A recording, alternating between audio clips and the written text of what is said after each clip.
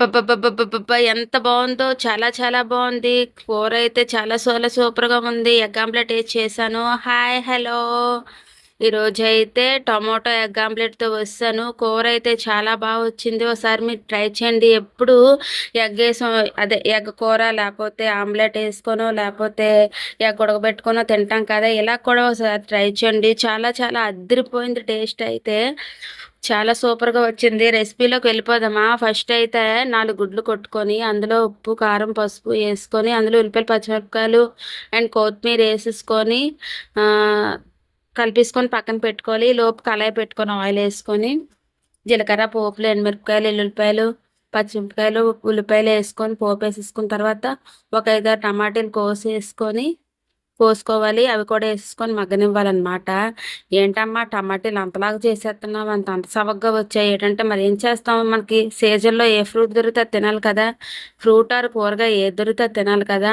టమాటా యేసిన తర్వాత మగ్గిపోయిన తర్వాత ఉప్పు, కారం, పసుపు యేసుకోవాలి. అవి కూడా మగ్గిపోయిన తర్వాత లిడ్ పెట్టేసి ఒక 10 నిమిషాలు అలా ఉడకనివ్వాలి.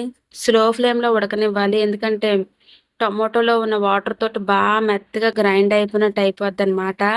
ఈలోపు అది అలా ఉడుకుతుండగా పక్కన ప్యాన్ పెట్టుకొని ఆయిలేసుకొని ముందుగా ఆమ్లెట్ ఏసేసుకోవాలనమాట దాని మీద. ఒకే ఆమ్లెట్ ఏసుకోవాలి 4 గుడ్లు కలిపి ఆమ్లెట్ ఏసేసుకొని ఆమ్లెట్ ఏసుకొని చిన్న ముక్కలుగా కట్ చేసుకోవాలనమాట. అవి ముందుగా మనం ప్రిపేర్ చేసుకున్నాం కదా! టమోటా కర్రీ అందులో వేసేసుకోవాలండి. ముక్కలుగా కట్ చేసుకొని అందులో వేసేసుకోవాలి. కొంచెం గరం మసాలా కూడా వేసుకొని, మూత పెట్టుకొని ఒక 10 నిమిషాలు అదంతా వాటరు ఆ ఆమ్లెట్‌కి వెళ్ళేంత వరకు అబ్జర్వ్ చేసుకున్నంత వరకు మూత లిడ్ పెట్టి ఉంచుకోవాలనమాట. చాలా వచ్చింది. ఫైనల్‌గా కొత్తిమీర ఏసేసుకొని సర్వ్ చేసేసుకోవడమే. అబ్బా! ఎంత టేస్ట్‌ని ఎంత మిస్ అయ్యానా అనిపించింది. మా పిల్లలకు కూడా పెడితే అమ్మ చాలా బావుంది కర్రీ అయితే. ఎగ్గు, టమాటా వండితే అంత పెద్దగా తినరు కానీ ఇలాగా ఆమ్లెట్ ఏసి చేస్తే చాలా వచ్చింది. చాలా సూపర్‌గా వచ్చిందనమాట. దీని పక్కన ఏం తిన దీని పక్కన సైడ్ డిష్‌కి ఏం పెట్టుకోక్కర్లేదు. ఇదే చాలా వచ్చింది. ఒకసారి మీరు కూడా ట్రై చేయండి.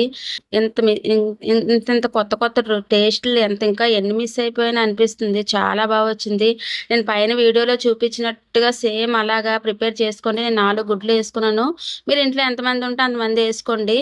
అన్ని గుడ్లేసుకోండి. గుడ్లు ఎక్కువేసుకున్న, టమాటోస్ ఎక్కువేసుకున్న ఇంకా కూర చాలా టేస్టీగా వస్తది. అబ్బా! అదిరిపోయిందనమాట. చాలా వచ్చింది. ఇలాగే ట్రై చేయండి. నా వీడియో గనుక నచ్చినట్టయితే లైక్, షేర్ అండ్ సబ్స్క్రైబ్ చేయండి. లైకులయితే చేయట్లేదు ఫ్రెండ్స్. లైక్ చేయండి ప్లీజ్. సబ్స్క్రైబ్ చేయండి ప్లీజ్.